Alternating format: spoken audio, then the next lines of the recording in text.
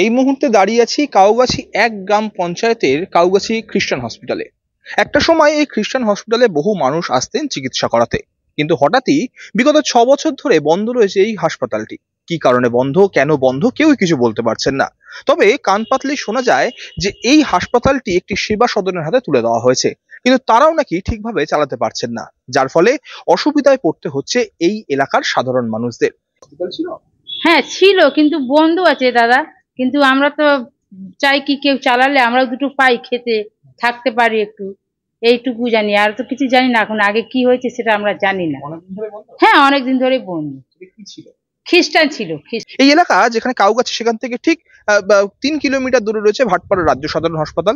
অপরদিকে ৭ কিলোমিটার দূরে রয়েছে ব্যারাকপুর মহকুমা বিএন বসু হাসপাতাল। কিন্তু এই দুই হাসপাতালের মধ্যে অত্যন্ত গুরুত্বপূর্ণ ভূমিকা পালন করতো এই হাসপাতালটা, যা বন্ধ হয়ে যাওয়াতে সাধারণ মানুষ অসুবিধায় পড়েছেন। এটা দীর্ঘদিন ধরে বন্ধ হয়ে আছে এবং এটা এই মুহূর্তে দাঁড়িয়ে এটা বলা যেতে পারে বন্ধ জায়গার মতন হয়ে আছে। আমাদের তরফ থেকেও আমরা বারবার করে এই ব্যাপারে এমএলএ সাহেবকে বলেছি, এমএলএ সাহেব নিজে উদ্যোগ গ্রহণ করেছেন।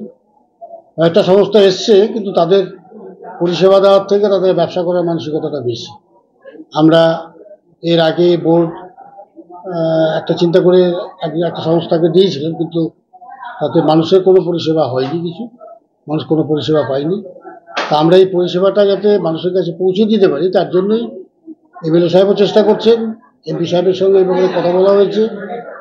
এবং মাঝখানে আরেকটা এসছে আমাদের কাছে প্রস্তাব, সেটা হচ্ছে একটা প্রাইভেট মেডিকেল কলেজ করার একটা প্রস্তাব আমাদের কাছে এসছে। এখন সময় কবে এই আবেদনে সাড়া পড়ছে আর কবে সাধারণ মানুষ ফিরে পাচ্ছেন তাদের এই পুরনো হাসপাতাল, দেখার এখন সেদিকেই। কাউগাছি থেকে শুভজিৎ সিংয়ের রিপোর্ট, আমার শহর কলকাতা টিভি।